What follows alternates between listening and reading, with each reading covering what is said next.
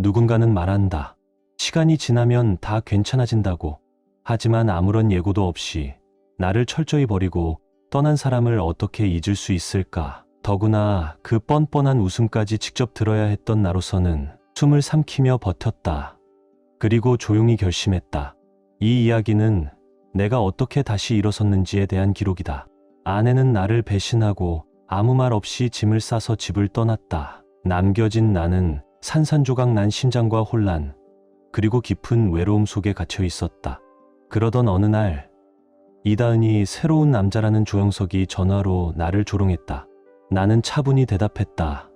혹시 집 등기부 등본은 확인해봤어? 그는 모든 것을 차지했다고 생각했겠지만 그 진실을 알게 된 순간 그의 절규는 모든 걸 뒤바꿔 놓았다.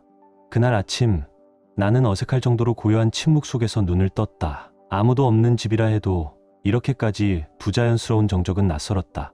처음엔 그저 이다은이 잠깐 조용한 아침을 보내고 있는 줄 알았다. 아마 이른 조깅을 나갔거나 내가 깨기 전에 커피를 사러 간 줄로만 생각했다. 하지만 집안을 걸어다니면서 점점 이상한 기운이 엄습해왔다. 현관 앞에는 그녀의 운동화가 없었고 벽에 걸려 있어야 할 코트도 사라져 있었다. 나는 습관처럼 그녀의 이름을 불렀다. 다은아? 하지만 집 안을 울리는 내 목소리의 메아리만이 차가운 답변처럼 돌아올 뿐이었다. 그때야 비로소 옷장을 바라보게 되었다. 절반쯤 비어버린 옷걸이들이 허탈하게 흔들리고 있었고 그녀가 가장 아끼던 옷들은 습의 흔적도 없이 사라져 있었다. 액세서리와 작은 소지품들을 담아두던 서랍도 활짝 열려 있었고 안은 텅 비어 있었다. 심지어 침대 옆에 꼭 두자며 고집하던 결혼기념일 사진 액자마저 사라져 있었다. 나는 멍하니 그 빈자리를 바라보았다. 그녀가 남기고 간 흔적들은 구멍처럼 허전했다. 처음에는 무슨 급한 일이 있었던 거라고, 혹시 긴급한 상황이라 급히 짐을 챙겨 나간 것이라고 스스로를 설득하려 했다. 핸드폰을 꺼내어 부재중 전화나 메시지가 있을까 확인했지만 화면은 냉정하게도 아무것도 보여주지 않았다. 공포는 곧 혼란으로, 혼란은 다시 서서히 스며드는 불길한 예감으로 변해갔다. 나는 이미 답을 알고 있었지만 괜히 집안을 샅샅이 뒤져보았다. 그녀의 여행용 가방은 사라져 있었고 욕실 선반 위를 장식하던 스킨케어 제품들도 온데간데 없었다. 그리고 무엇보다도 단 한 장의 메모조차 남아있지 않았다. 우리는 8년 동안 함께 살아왔다.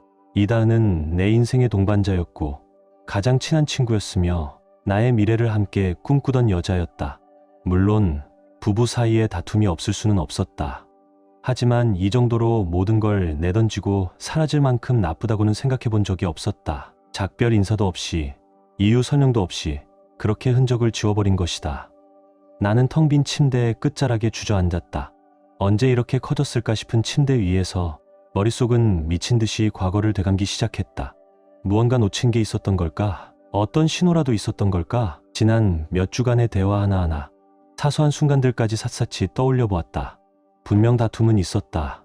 그녀는 최근 들어 유난히 예민했고 때론 차갑기도 했다. 하지만 그것이 이렇게까지 모든 걸 버릴 징조였던가? 나는 하루 종일 스스로를 속이려 했다. 잠깐 공간이 필요했을 뿐일 거야. 조금 지나면 돌아올 거야. 하지만 시간은 무자비했다. 하루가 지나고 이틀이 지나고 그렇게 2주가 흘러갔다. 부정하고 싶었던 현실은 점점 또렷해졌다. 그녀는 돌아오지 않았다. 처음엔 숨도 쉴 수 없을 만큼 절망했다. 가슴을 짓누르는 슬픔은 음식조차 삼킬 수 없게 만들었고 밤이 오면 침대에 누워도 눈조차 감을 수 없었다. 나는 집안을 떠도는 유령처럼 헤맸다. 그녀의 부재가 모든 구석구석에 스며들어 있었다. 싱크대 위에 아무렇게나 놓여있던 커피잔, 소파 옆에 쌓아두었던 잡지들, 공기 중에 희미하게 남아있는 그녀의 향수 냄새까지 모든 것이 이다은을 떠올리게 했다. 하지만 시간이 흐르면서 절망은 다른 감정으로 서서히 변해갔다. 분노. 금세 타오르고 사그라지는 얕은 분노가 아니라 속 깊이 부글부글 끓어오르는 분노였다. 어떻게 이럴 수 있지? 어떻게 아무 말도 없이 이렇게 나를 버릴 수 있지? 단 한마디 설명조차 남기지 않고 이렇게 떠날 수가 있나? 나는 그녀를 사랑했다. 그녀의 꿈을 응원했고 좋을 때나 힘들 때나 변함없이 곁을 지켰다. 그런데 돌아온 것은 이런 배신뿐이었다. 주변 사람들은 위로해보려 애썼지만 그들의 말은 오히려 내 상처를 더 깊게 파고들었다. 다은 씨도 뭔가 힘든 일이 있었겠지. 가끔은 사람도 자신을 찾으려 떠나기도 하잖아. 하지만 아무리 그렇게 생각해도 그녀가 저지른 배신을 정당화할 수는 없었다. 문제는 단순히 떠났다는 사실이 아니었다. 우리가 함께 쌓아온 모든 시간을 아무런 의미도 없는 것처럼 버리고 떠난 그 방식이 문제였다. 나는 몇 시간이고 우리 지난 시간을 되돌아봤다. 언제부터 무너졌던 걸까? 언제부터 그녀는 나를 이렇게 쉽게 버릴 수 있는 존재로 여긴 걸까? 수백 번, 수천 번 같은 질문을 머릿속에서 맴돌렸지만 답은 끝내 잡히지 않았다. 2주가 흐른 끝에 나는 몸도 마음도 영혼까지 탈진해 있었다. 내 인생을 걸었던 여자는 사라졌고 나는 여전히 그 이유를 알지 못했다. 단 하나 확실했던 건 우리가 함께 꿈꾸었던 미래는 산산조각 났다는 사실뿐이었다. 하지만 그 깊은 절망 속에서도 아주 작고 희미한 무언가가 싹트기 시작했다.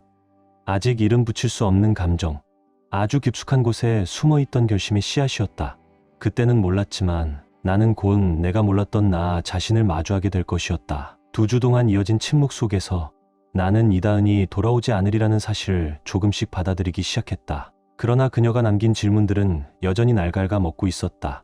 그런 어느 날 전화벨이 울렸다. 모르는 번호였다. 받을까 말까 망설이던 순간 배속 깊은 곳이 조여드는 듯한 느낌이 들었다. 여보세요? 나는 조심스럽게 전화를 받았다. 야, 찐따. 건너편에서는 비웃음 섞인 오만한 목소리가 들려왔다. 이다은이 아니었다. 혹시 내 우울한 파티 방해한 건 아니지? 나는 본능적으로 핸드폰을 더 꽉 쥐었다. 누구십니까? 그러자 그는 비열하게 웃더니 진짜 듣기 싫은 말을 던졌다. 조영석이라고 해. 이다은이 말 안 했나 봐. 내가 이제 내 여자 새 남자야. 순간 가슴이 확 조여들며 숨을 쉬는 것도 잊을 뻔했다. 하지만 조영석은 그런 내 상태에는 관심도 없는 듯 계속 말을 이어갔다. 그냥 알려주고 싶었어. 이다은, 지금 잘 지내니까 신경 끄라고. 너 같은 놈 그리워하지도 않더라? 심장이 미친 듯이 뛰었지만 나는 최대한 담담한 척 물었다. 뭘 원하십니까? 별일은 아니고. 조영석은 시치미를 뚝 떼며 말했다. 그냥 우리 잘 살고 있다는 소식 전해주고 싶었어. 집이 참 좋더라. 완전 최고야. 내가 다 세팅해놔서 그런지 우리가 금방 우리 집처럼 만들 수 있었어. 내 집. 그 순간 번개처럼 깨달음이 내리쳤다. 꾹꾹 눌러 참아왔던 분노가 한순간에 터져나올 것 같았다. 조영석은 계속해서 떠들어댔다. 새로 가구를 들였네. 인테리어를 바꿨네. 하지만 나는 더 이상 그의 말에 귀를 기울이지 않았다. 머릿속은 이미 빠르게 돌아가고 있었다. 이다은은 단순히 나를 떠난 게 아니었다. 그녀는 조영석을 우리가 함께 힘들게 마련한 이 집으로 끌어들였다.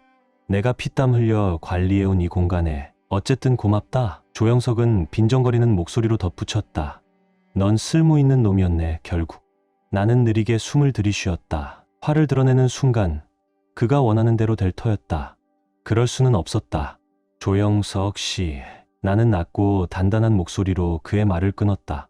하나 부탁할게. 뭔데? 집 등기부 등본 다시 한번 확인해봐. 순간 전화선 너머로 정적이 흘렀다. 그가 그 말을 곱씹고 있다는 게 느껴졌다. 나는 그가 대답하기도 전에 전화를 끊었다. 가슴은 미친 듯이 뛰었지만 입가에는 저절로 웃음이 번지고 있었다. 조영석은 자신이 무엇을 건드렸는지 전혀 모른다. 그가 이겼다고 착각한 그 집은 법적으로, 서류상으로, 구석구석까지 내 소유였다. 처음 집 계약을 할 때 이다은은 별로 관심도 없었고 모든 실무를 나에게 맡겼다. 그녀는 등기부에 자신의 이름이 없다는 사실조차 몰랐거나 신경 쓰지 않았다. 그리고 이제 그녀와 조영석은 단 하나의 권리도 없는 남의 집에서 마음대로 살고 있는 셈이었다. 나는 절대 이 상황을 가만두지 않을 작정이었다. 그 통화는 지난 몇 주 동안 느끼지 못했던 묘한 활기를 내게 되찾아 주었다. 슬픔과 혼란으로 지쳐있던 내 마음은 이제 더 날카롭고 또렷한 결심으로 채워졌다.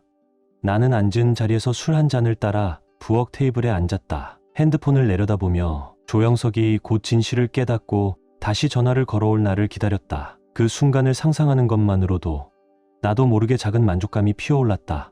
그들은 자신들이 완벽하게 승리했다고 믿었다. 아무런 대가 없이 나를 짓밟고 새 출발을 했다고 생각했다. 하지만 그건 착각이었다. 그들은 나를 심각하게 과소평가했다. 나는 그날 밤 집 등기부, 전세 계약서, 각종 관리 서류를 다시 한번 꼼꼼히 검토했다. 박정은 변호사님께서 늘 말했듯 모든 자산은 명확히 기록하고 정리해두어야 했다. 덕분에 지금 나는 완벽히 준비된 상태였다. 부동산세, 공과금, 관리비까지 모두 내 이름으로 되어 있었고 이다은과 조영석은 아무런 법적 권리도 주장할 수 없었다. 다음 날은 별일 없이 흘러갔다. 하지만 나는 하루 종일 핸드폰을 자꾸 곁눈질하게 됐다. 조영석이 다시 전화를 걸어올 건 분명했다. 시간 문제일 뿐이었다. 그리고 예상대로 늦은 오후 핸드폰이 울렸다. 전화번호부에는 등록되지 않은 번호였지만 나는 단번에 누군지 알아차렸다. 나는 일부러 벨소리를 조금 더 듣다가 천천히 전화를 받았다. 여보세요? 발. 조영석의 목소리는 당황과 분노가 뒤섞여 있었다. 대체 뭘 한 거야? 집이 내 이름으로 되어 있다고. 나는 의자에 몸을 기대며 일부러 침착한 목소리로 대답했다. 다 등기부에 나와 있어. 조영석 씨. 입주하기 전에 기본적인 확인 정도는 했어야지. 그는 곧바로 욕설을 퍼부며 발끈했다. 배신이니 사기니 떠들어대면서 어떻게 이런 짓을 할 수 있냐며 고래고래 소리를 질렀다. 나는 조용히 들었다. 조소 섞인 여유를 숨기지 않고 말이다. 그럴수록 조영석은 더 미쳐 날뛰었다. 그가 헐떡이며 잠시 말을 멈췄을 때 나는 마지막 일격을 가했다. 참고로 말해두지. 조영석 씨가 서명한 전세계약서도 내 명이야. 그리고 지금 계약 위반 중이라는 거 알고 있어? 나는 그의 대답을 기다리지 않고 가차없이 전화를 끊었다. 심장은 터질 듯 뛰었지만 입가에는 도저히 감출 수 없는 미소가 번지고 있었다. 이제부터가 진짜 시작이다.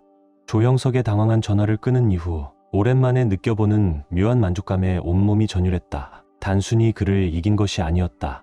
몇 주 동안의 혼란과 절망, 의문 속에서 드디어 나 자신을 다시 되찾는 기분이었다. 다음 날 조영석이나 이다은 쪽에서는 아무 연락도 오지 않았다. 그 고요함이 오히려 조영석의 욕설보다 100배는 더 통쾌했다. 나는 눈앞에 그려졌다. 두 사람이 집안 곳곳을 돌아다니며 등기부 서류를 뒤적이고 서로에게 화를 내며 멘붕에 빠져 있는 모습이. 그날 나는 서두를 필요가 없었다. 서두를 이유도 없었다. 모든 법적 권리는 내 손에 있었고 모든 증거는 내 편이었다. 그들이 아무리 소리를 지르고 억지를 부려도 바뀔 수 없는 진실 하나. 이 집은 내 것이었다. 나는 본격적으로 다음 수순에 들어갔다.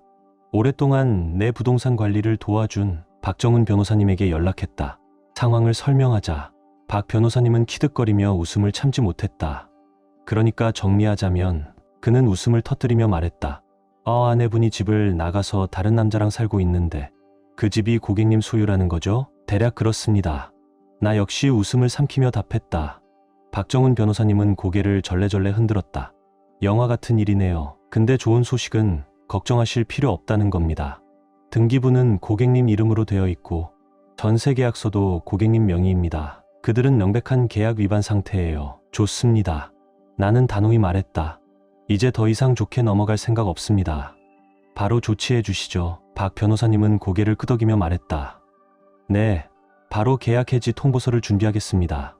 법적으로 30일 안에 퇴거해야 하고 싸워도 승산은 없습니다. 물론 순순히 나가진 않겠지만요. 그거야 기대하고 있습니다. 나는 비릿한 웃음을 지으며 답했다. 그날 저녁 조용한 집 안에 혼자 앉아있던 나는 지금까지 벌어진 일들을 곱씹어 보았다. 이다은의 배신은 나를 산산조각냈다. 하지만 이제는 오히려 놀랄 만큼 명확했다. 이건 단순한 복수극이 아니었다. 내 인생에 선을 긋는 일이었다. 이다은과 조영석은 그 선을 넘어버렸다. 이제 그에 대한 대가를 치를 차례였다. 이틀 후 박정은 변호사님으로부터 계약 해지 통보가 정상적으로 전달되었다는 연락을 받았다. 나는 조용히 폭풍이 몰려올 시간을 기다렸다. 오래 걸리지 않았다. 정오가 조금 지난 시간 전화벨이 울렸다. 이다은이었다. 여보세요. 나는 최대한 담담하게 전화를 받았다. 민수야. 이다은은 다급한 목소리로 말을 이었다. 이 통보서가 뭐야? 왜 갑자기 계약을 해지하는 거야? 그만. 나는 그녀의 말을 끊으며 차분하지만 단호하게 말했다. 이제 와서 피해자인 척하지 마. 다은아, 선택은 내가 했고 그 결과도 내가 감당해야 해. 이다은의 목소리가 떨렸다. 하지만 여긴 이제 우리 집이야. 당신이 이렇게까지 할 순 없잖아. 아니야. 나는 냉정하게 정정했다. 이 집은 내 집이야. 너희는 법적으로 아무런 권리가 없어. 이다은은 무언가 변명하려 했지만 그녀의 말은 절박함과 핑계가 뒤섞인 혼란스러운 웅얼거림일 뿐이었다. 나는 더 이상 들을 필요를 느끼지 않았다. 너희 둘 다 30일 안에 이 집을 비워야 해. 그 이후에도 버티면 나는 주저없이 법적 조치를 취할 거야. 순간 전화 너머가 고요해졌다. 잠시 후 이다은은 한층 약해진 목소리로 물었다. 왜 이렇게까지 하는 거야? 순간 가슴 한편에서 어렴풋이 죄책감 비슷한 감정이 일렁였다. 연민이었을까? 하지만 나는 그것을 단호히 밀어냈다. 내가 나를 짓밟고 떠나면서 내가 가만히 있을 거라고 생각했니?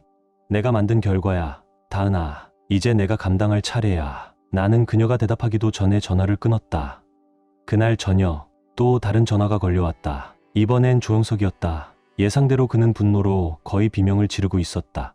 욕설과 협박이 섞인 알아듣기 힘든 소리들이 전화선을 타고 흘러나왔다. 나는 가만히 들었다. 끝까지 침착하게. 그가 결국 지쳐 말을 멈췄을 때 나는 조용히 물었다. 다 끝났어? 이걸로 끝날 줄 알지 마. 조영석은 이를 갈듯 외쳤다. 두고 보자. 나는 무심히 대꾸하고는 전화를 끊었다. 폭풍은 이제 막 시작됐지만 나는 몇 주 만에 처음으로 단단히 중심을 잡은 느낌이었다. 이다은과 조영석은 끝까지 나를 얕봤다. 그리고 이제 그 대가를 치를 시간이었다. 이건 단순히 집을 되찾는 싸움이 아니었다.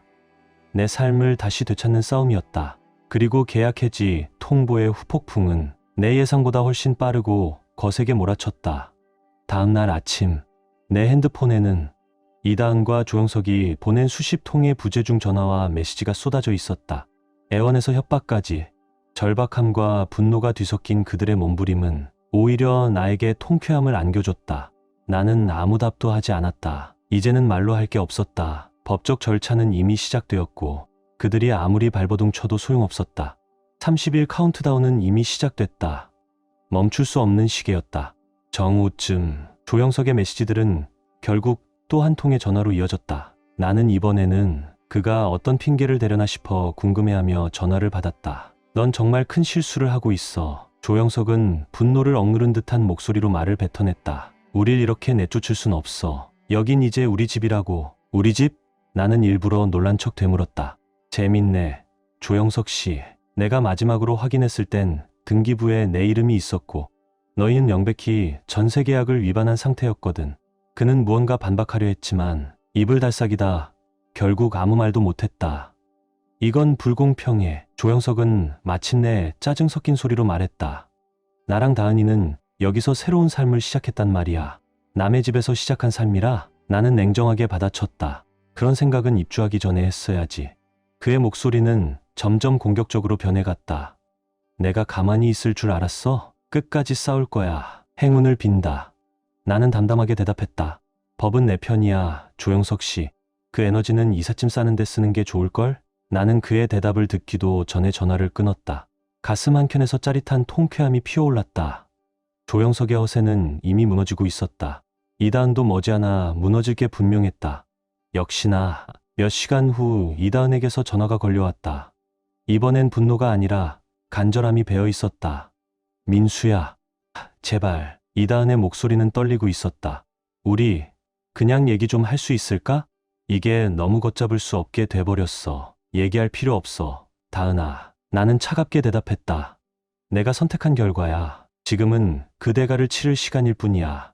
그럼 우리 어디로 가야 해? 이다은은 울먹이며 물었다. 우린 아직 다른 집도 못 구했어.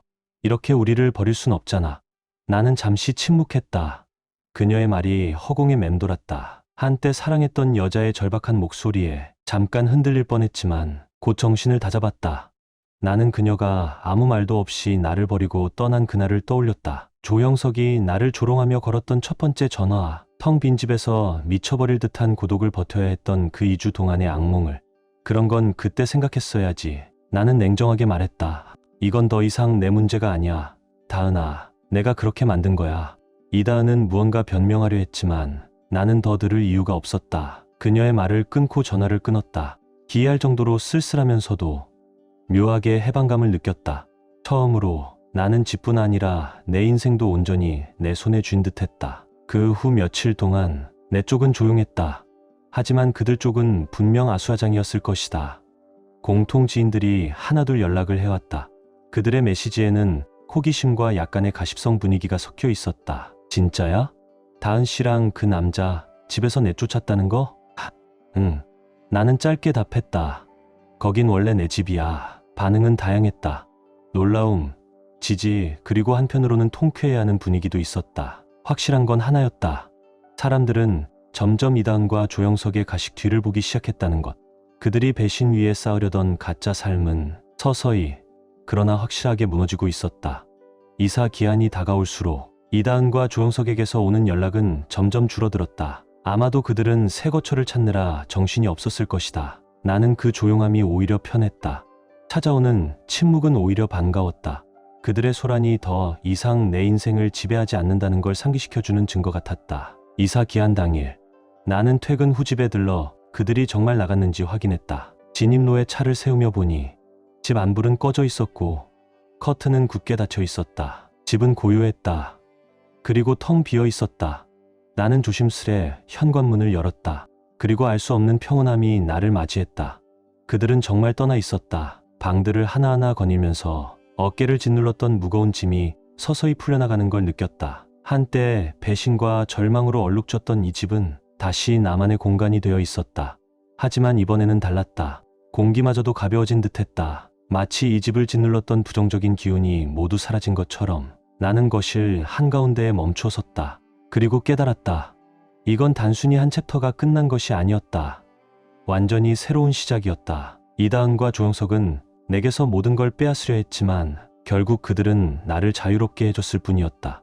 집 문을 잠그고 돌아가는 길, 나도 모르게 웃음이 새어나왔다. 폭풍은 지나갔고 나는 끝까지 버텨냈다. 이제 다시 시작할 시간이었다. 다음 날 아침, 나는 몇 달 만에 처음으로 한결 가벼운 마음으로 눈을 떴다. 그들의 소란이 사라졌다는 사실 때문만이 아니었다. 나는 나 자신을 지켜냈고 내 것을 되찾았으며 그 과정을 통해 더 단단해졌다는 확신 때문이었다. 나는 조용히 지난 날들을 되짚어보았다. 이다은의 이탈 배신, 조영석이 걸었던 오만한 첫 전화, 그리고 그 뒤를 이은 혼돈. 모든 장면이 마치 한 편의 영화처럼 스쳐 지나갔다.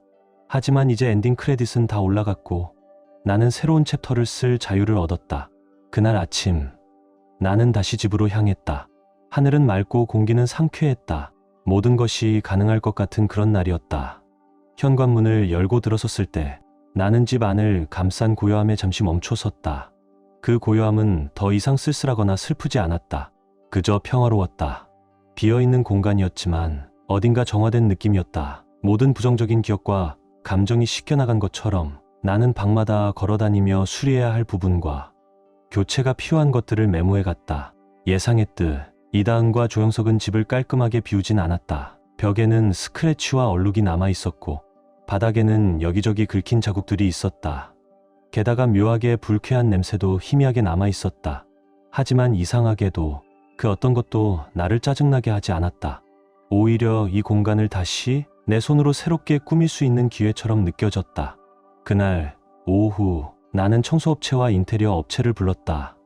청소팀은 부지런히 움직이며 이다은과 조영석의 흔적들을 깨끗이 지워냈다. 나는 인테리어 업체 사람들과 벽 도색, 바닥 리폼, 그리고 작은 리노베이션 계획에 대해 논의했다. 하루가 끝날 무렵 집은 벌써 확연히 달라진 느낌이었다. 공기가 밝아졌고 빛이 더 환하게 퍼졌고 가능성으로 가득 차 있었다. 리노베이션이 본격적으로 시작되면서 나 역시 새로운 목적의식을 되찾았다. 나는 집 꾸미기에 온 마음을 쏟았다. 컬러를 고르고 가구를 고르고 각 방이 완성됐을 때 어떤 모습일지 상상했다. 이건 단순히 집을 수리하는 작업이 아니었다. 내 삶을 다시 짜나가는 과정이었다. 리노베이션 작업은 예상보다 훨씬 치유적이었다.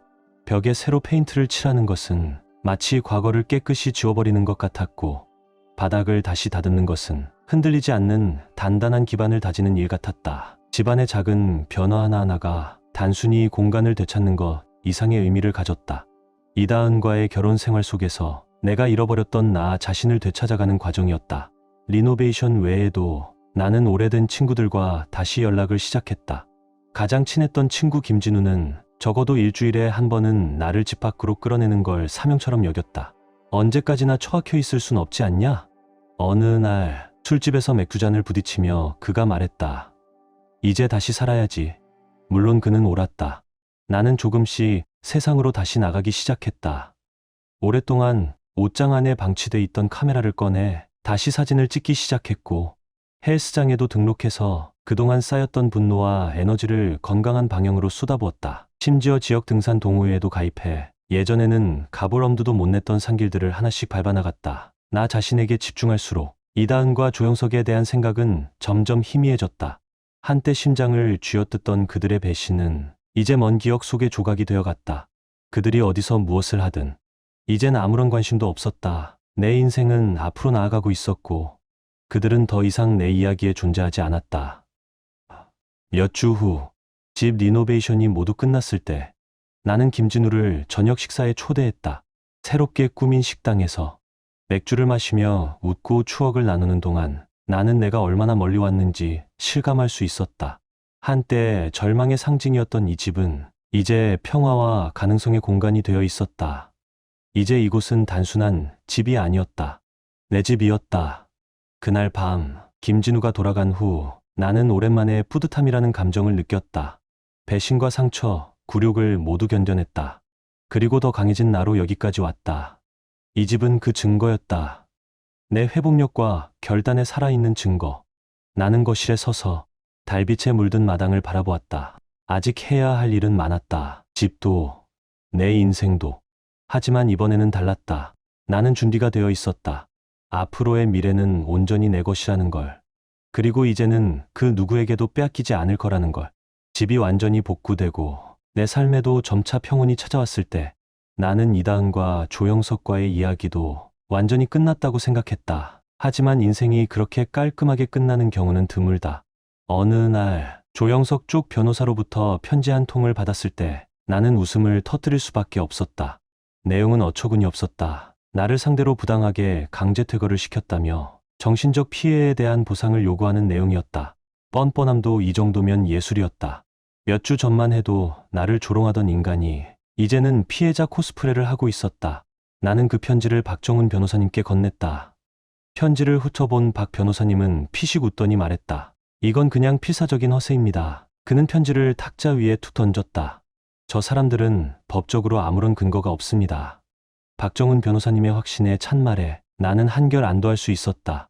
하지만 동시에 작은 짜증도 함께 올라왔다. 이다은과 조영석은 이미 내 평온, 내 신뢰, 그리고 내가 쌓아 올렸던 인생까지 앗아갔다. 이제 와서는 내 시간과 에너지마저 뺏으려 하는 것이다. 하지만 그들이 싸움을 원한다면 나는 얼마든지 상대해줄 준비가 되어 있었다. 그 후 몇 주 동안 조영석의 협박은 점점 수위를 높였다. 그는 전화를 걸고 문자를 보내고 심지어 한 번은 집 앞까지 찾아와 고함을 질렀다. 나는 매번 침착하게 대응했다. 여긴 사유지입니다. 지금 무단 침입 중이에요. 저는 당신과 대화할 생각이 없습니다. 그럴수록 조영석은 더 분노했지만 그 모습을 지켜보는 건 솔직히 꽤 통쾌했다. 한편 이다은은 다른 방식으로 다가왔다. 그녀는 장문의 사과 메시지를 보내오기 시작했다.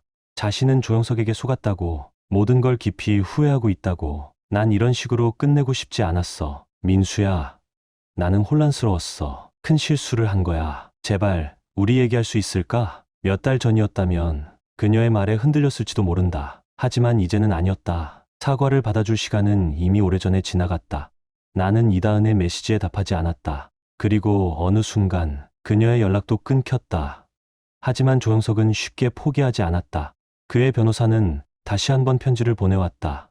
이번에는 손해배상을 청구하겠다고 위협하는 내용이었다. 하지만 박정훈 변호사님은 한치도 흔들리지 않았다. 그는 매끄럽고 동시에 날카로운 답변서를 작성했다. 전세계약 위반 사실, 법적 해지 근거, 그리고 내게 유리한 모든 증거를 조목조목 정리해 반박했다. 법정까지 가게 된다면 박 변호사님은 미소를 지으며 말했다. 백전백승입니다. 그리고 정말로 그 편지를 받은 이후 조영석 측 변호사는 완전히 조용해졌다. 모든 협박은 사라졌다. 나는 다시 한번 깨달았다. 애초에 그들의 계획은 얼마나 허술했던가를. 거짓과 오만, 배신 위에 쌓은 관계는 결국 이렇게 무너질 수밖에 없었다. 법적 문제까지 모두 마무리되자 나는 비로소 숨을 깊이 쉴 수 있었다. 완전히 리노베이션된 집은 평화롭고 안정된 나만의 공간이 되었다. 커리어도 순조롭게 성장했고 친구들과의 관계도 더욱 돈독해졌다. 나는 다시 오랫동안 잊고 지냈던 열정들을 되찾아갔다. 사진, 등산, 그리고 요리까지. 창의성과 기쁨을 찾는 시간들이 하루하루를 풍성하게 채워주었다. 어느 저녁 옛 서류들을 정리하다가 우연히 집 등기부 원본을 발견했다. 거기에 또렷하게 적힌 내 이름을 보는 순간 벅찬 자부심과 만족감이 물밀듯 밀려왔다. 이 집은 한때 배신과 상처의 전장이었다. 하지만 동시에 내가 쌓아올린 모든 노력과 그것을 끝까지 지켜낸 내 의지의 상징이었다. 며칠 후 김진우가 와인 한 병을 들고 집에 찾아왔다. 드디어 조영석과 이다은 전쟁 종결 축하. 그는 환하게 웃으며 건배를 제안했다. 우리는 현관 앞 테라스에 앉아 와인을 마시며 웃었다. 야, 진짜 있잖아. 그가 느긋하게 의자에 기대며 말했다. 딱 1년 전만 해도 너 완전 무너질까봐 걱정했었거든. 근데 지금 너 진짜 아무것도 못 흔들어. 나는 어깨를 으쓱하며 미소 지었다. 이렇게 될 수밖에 없었지. 그들이 내게 다른 선택지를 남겨두지 않았으니까. 김진우는 잔을 들어 올렸다. 회복력과 작은 복수의 건배. 나는 웃으며 잔을 부딪혔다. 아니야. 앞으로 나아가는 데에 건배하자. 법적, 협박, 배신, 심장에 남은 상처들. 모두 이제 과거였다. 조영석과 이다은은 내게서 모든 걸 빼앗으려 했지만 결국 내 안에 숨겨진 강인함을 깨닫게 해줬을 뿐이었다. 그들의 드라마는 더 이상 내 삶에 아무런 영향력도 없었다. 내 인생은 온전히 내 것이 되었고 나는 그 소중한 시간을 절대 헛되이 보내지 않을 거였다. 석양이 지면서 세상이 금빛으로 물들 때 나는 깊은 평온을 느꼈다. 이건 단순히 한 챕터의 끝이 아니었다. 완전히 새로운 시작이었다. 그리고 오랜만에 나는 미래를 genuinely 설렘으로 기다릴 수 있었다. 이다은과 조영석을 쫓아낸 건 이제 단순한 추억일 뿐이었다. 나는 마침내 내 인생을 온전히 되찾은 평화를 즐기기 시작했다. 하지만 인생은 언제나 진정한 평화가 오기 직전에 마지막 폭풍을 남기기 마련이다. 법적 문제가 마무리된 지 한 달쯤 지났을 무렵 공통 지인들을 통해 슬쩍슬쩍 소문이 들려오기 시작했다. 조영석과 이다은의 관계가 서로에 대한 스트레스와 원망 속에서 무너지고 있다는 소식이었다. 그들의 완벽해 보이던 동거는 현실 앞에서 여지없이 무너지고 있었다. 김진우는 언제나 최신 가십 소식에 밝았다. 듣자 하니까 어느 날 부엌 테이블에 기대 앉은 그는 싱글벙글 웃으며 말했다. 이다은이 결국 조영석 본 모습을 알게 됐대. 겉으로는 그럴듯했던 조영석의 삶은 알고 보니 빚과 공허한 약속 위에 세워진 허상이었다. 내 집이라는 안정적 기반과 내가 모르는 사이 제공됐던 재정적 지원이 사라지자 그들의 관계는 금세 와르르 무너졌다. 그리고 말이야, 김진우는 더 신이 나서 말을 이었다. 둘이 싸우는 거 숨길 생각도 안 하더라. 지난주에는 이다은이 조영석 쫓아냈대. 지금 조영석은 여기저기 소파 신세 진다더라? 나는 웃음을 참을 수 없었다. 한때 나를 비웃으며 이제 내 여자는 내 거야 라고 호언장담하던 남자가 이제는 여기저기 얹혀 살 궁리를 하는 처지가 된 것이다. 이다은 역시 삶을 재정비하려 애쓰고 있었다. 하지만 예전 친구들이나 지인들과 다시 연락을 시도했지만 반응은 그리 따뜻하지 않았다. 배신은 결국 자기 발목을 잡기 마련이었다. 그럼에도 불구하고 나는 예상했던 것처럼 통쾌한 기분은 들지 않았다. 그들의 몰락을 지켜보면서 느낀 건 조용한 마무리 같은 감정뿐이었다. 그들은 자신의 선택의 대가를 살고 있었고 나 역시 그들의 배신이 남긴 상처를 견디며 살아왔었다.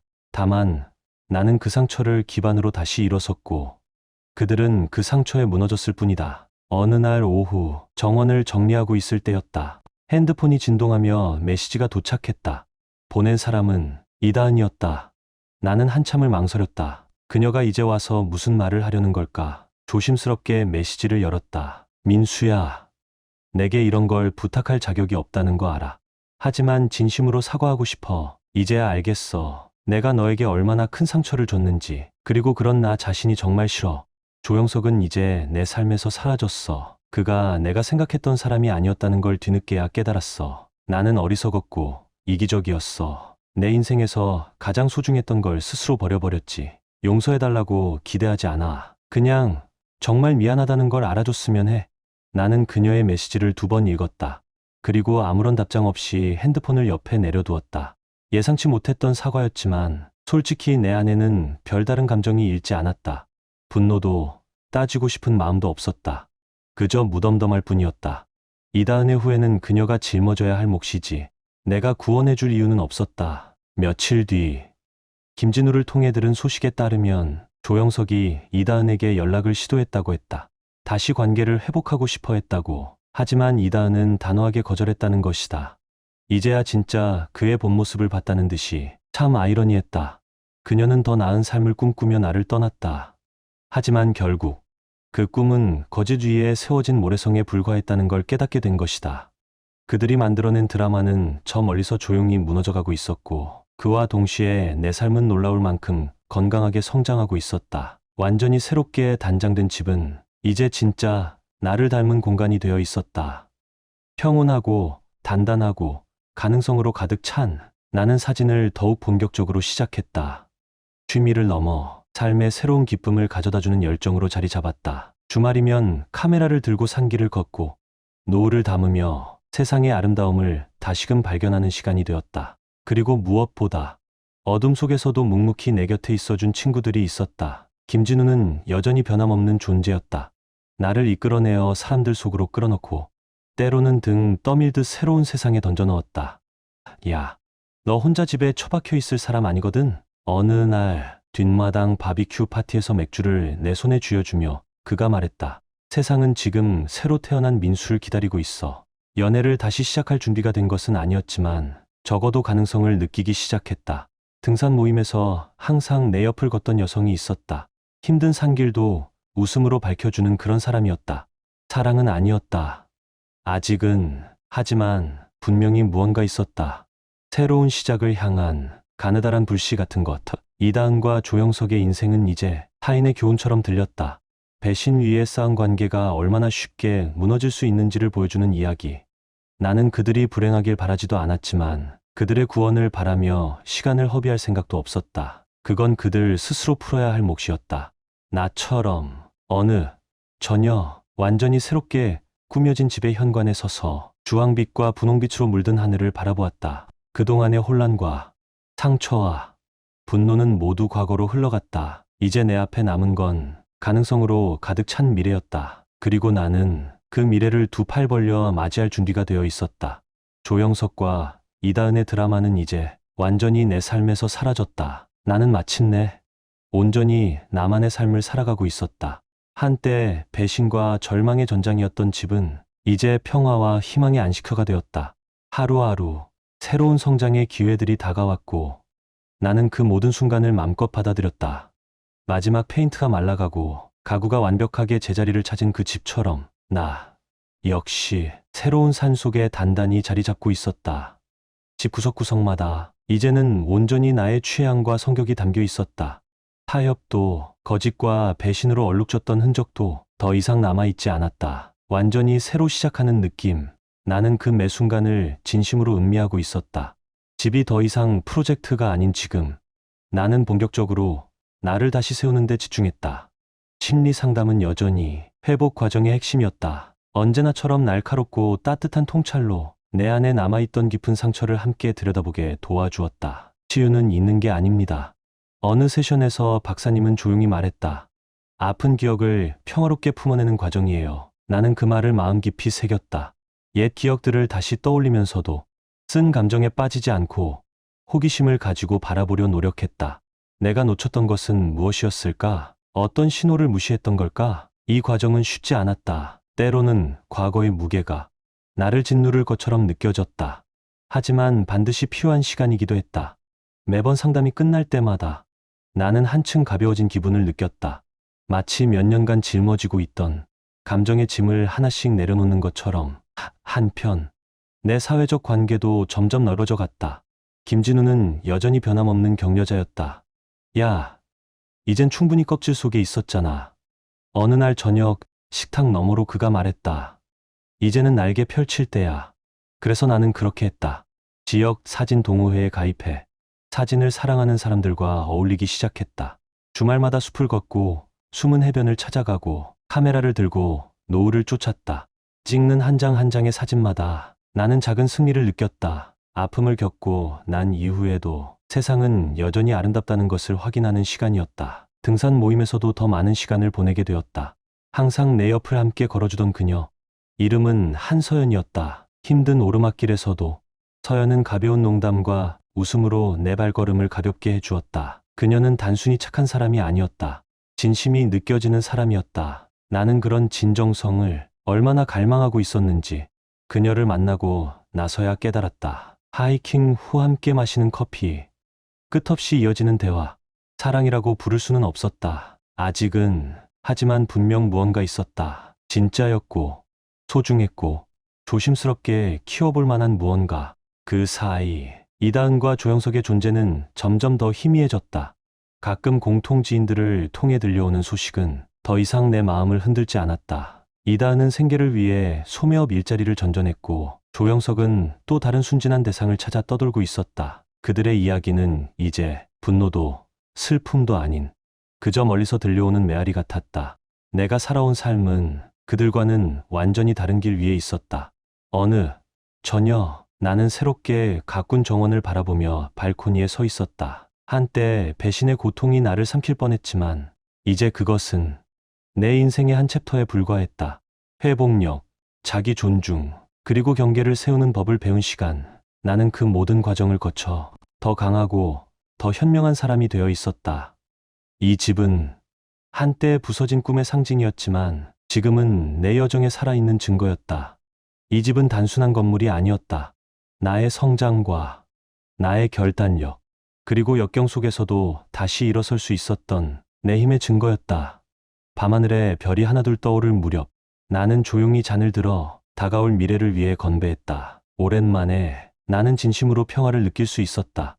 앞길은 여전히 불확실했지만 나는 두 팔 벌려 그 불확실함을 맞이할 준비가 되어 있었다. 몇 달이 흘렀다. 조영석과 이다은이 남긴 혼란은 이제 완전히 과거가 되었다. 내 삶은 완전히 새로운 형태로 재구성되어 있었다. 평온, 충만함, 그리고 조용한 기대감으로 가득 찬 배신의 상처는 아직 남아 있었지만 더 이상 나를 아프게 하지 않았다. 오히려 내가 얼마나 멀리 왔는지를 상기시켜주는 작은 이정표 같았다. 그러던 어느 저녁 공통 친구의 생일 파티에서 나는 그녀 이다은을 다시 마주쳤다. 우리가 같은 공간에 선 건 그녀가 짐을 싸서 떠난 그날 이후 처음이었다. 그녀는 변해 있었다. 예전에 자신감 넘치고 화려했던 모습은 사라지고 조심스럽고 소심한 기운이 맴돌았다. 그녀는 방 한 구석에서 내 시선을 발견하고 잠시 머뭇거리다 천천히 다가왔다. 민수야. 그녀는 부드럽고 거의 속삭이듯 말했다. 이다은 씨. 나는 담담하게 답했다. 올 줄 몰랐어. 그녀는 주위를 둘러보며 조심스럽게 말했다. 정말 오랜만이네. 그러게. 나는 짧게 대답했다. 굳이 대화를 이어나갈 이유는 느끼지 못했다. 그녀는 어색하게 몸을 움직이며 말을 이었다. 많이 좋아 보여. 행복해 보인다. 응, 좋아. 나는 솔직하게 말했다. 인생이 꽤 괜찮아졌거든. 그녀는 고개를 끄덕였다. 눈빛 어딘가에 알 수 없는 감정이 어렸다. 후회일까? 그리움일까? 사진도 하고 집도 새로 꾸몄다며? 그녀가 물었다. 응, 바쁘게 지냈어. 나는 가볍게 웃으며 답했다. 대화는 어색하게 이어졌고 나는 더 이상 길게 끌고 싶지 않았다. 자리를 뜨려던 찰나 그녀가 조심스럽게 말을 걸어왔다. 민수야. 정말 모든 일에 대해 미안하다고 말하고 싶었어. 나는 잠시 멈춰섰다. 한때는 그녀의 사과를 갈망했던 적도 있었다. 그 사과가 나를 치유해 줄 것 같았던 시절도 있었다. 하지만 지금 그녀를 마주한 나는 깨달았다. 나는 이미 과거와 화해한 상태였다. 그녀의 말이 진심이든 아니든 그것이 내 삶을 바꿀 수는 없었다. 그 마음은 고마워. 나는 조용히 대답했다. 하지만 우리 둘 다 이제는 각자의 길을 가고 있어. 뭐든 이미 지나간 일이니까. 그녀는 살짝 고개를 숙였다. 그 표정에는 약간의 아쉬움이 배어 있었다. 나는 용서받을 자격은 없지만 언젠가는 내가 나를 용서해 줄 수 있길 바랄게. 용서, 참 묘한 단어였다. 최근 몇 달 동안 나는 이 단어를 거의 생각해 본 적이 없었다. 나는 그녀를 용서했을까? 아마도. 하지만 무엇보다도 나는 나 자신을 용서했다. 눈앞에 적신호를 외면했던 과거의 나를, 잘못된 믿음을 끝까지 놓지 못했던 나를, 이미 무너진 관계에 매달렸던 나를.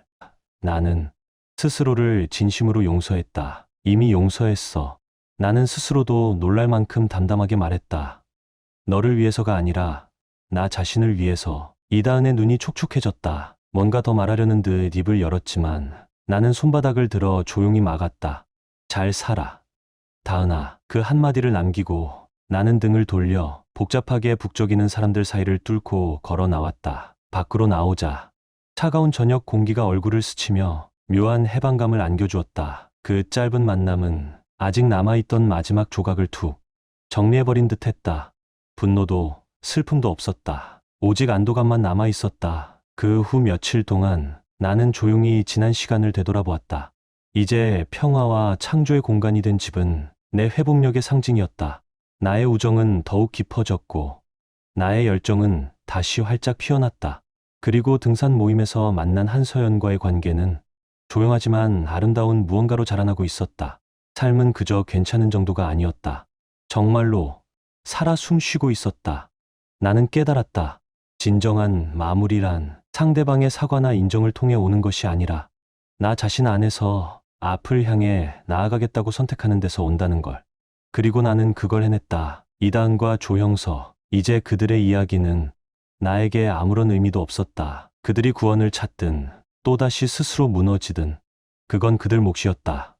내 관심은 오직 나 자신의 삶, 내 성장을 향해 있었다. 어느 저녁 나는 집 앞 베란다에 앉아 있었다. 손에는 카메라를 들고 붉게 물드는 노을을 바라보면서 마음 깊숙한 곳에서부터 충만한 평온이 피어올랐다. 이것이 이제 나의 삶이었다. 단순하고 충만하며 온전히 나만의 것. 나는 결코 이 삶을 그 어떤 것과도 바꾸지 않을 것이다. 돌이켜보면 배신이라는 아픔이 어떻게 이렇게 아름다운 삶의 촉매가 되었는지 믿기조차 어려웠다. 이다은과 조영석이 남긴 상처는 한때는 생사를 찢는 듯 아팠지만 시간이 지나면서 나를 더욱 단단하게 만든 흔적이 되었다. 그들은 내가 견뎌낸 것을, 그리고 내가 얼마나 멀리 왔는지를 상기시켜주는 표식이었다. 이 집은 더 이상 단순한 건물이 아니었다. 이곳은 나의 안식처였다. 방 하나하나 모두 내 선택과 성장, 그리고 독립의 흔적을 담고 있었다.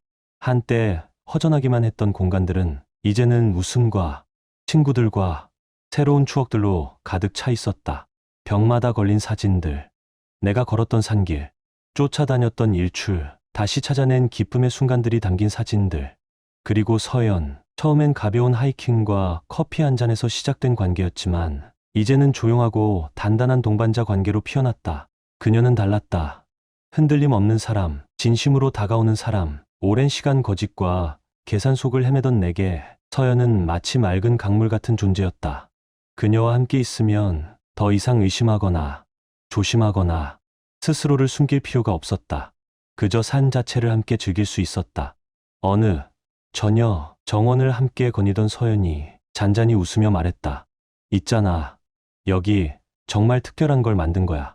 그녀는 집과 정원, 그리고 내가 다시 쌓아올린 이 삶 전체를 가리켰다.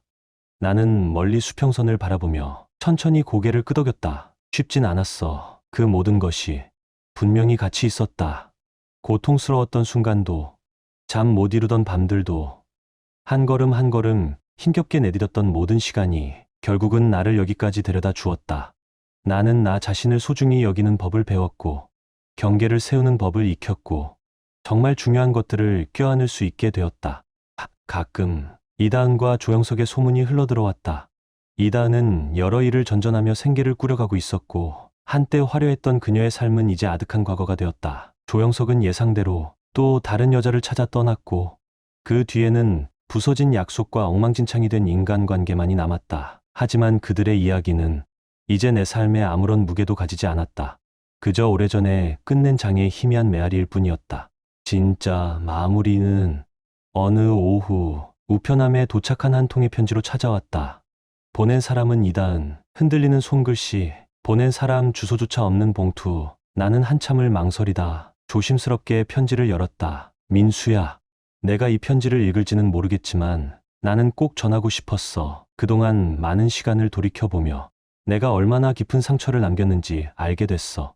너는 그런 대우를 받을 사람이 아니었어. 나는 이기적이었고 나 자신의 불안과 욕망에 휘둘려 소중했던 것을 망쳐버렸어. 그 이후 많은 것을 잃었어. 되돌릴 수 없다는 것도 알아. 하지만 내가 진정한 행복을 찾길 바라. 넌 그럴 자격이 있어. 나는 편지를 조심스럽게 접어 책상 서랍 안에 넣었다. 그녀의 사과는 고맙긴 했지만 그 어떤 것도 바꿀 수는 없었다.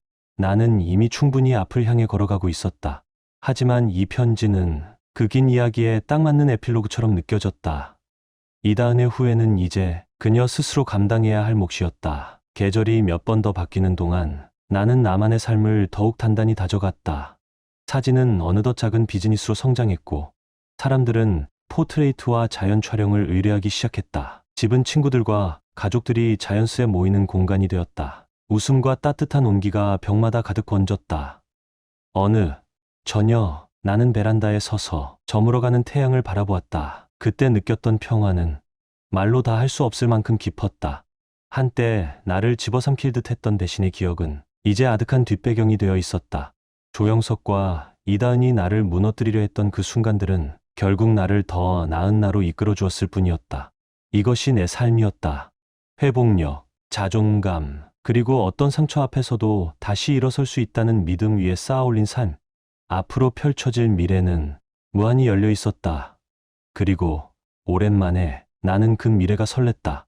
밤하늘에 별이 하나둘 떠오를 때 나는 잔을 들어 올렸다. 과거를 향해 분노나 후회가 아니라 감사의 마음으로. 그 모든 시간이 나를 만들었고 나를 성장시켰으며 결국 나를 자유롭게 했으니까. 그렇게 나는 문을 닫고 새로운 내일을 향해 걸어 들어갔다. 여기까지 함께해 주셔서 정말 감사합니다. 배신과 상처를 딛고 다시 일어선 제 이야기가 누군가에게 작은 위로가 되기를 바랍니다.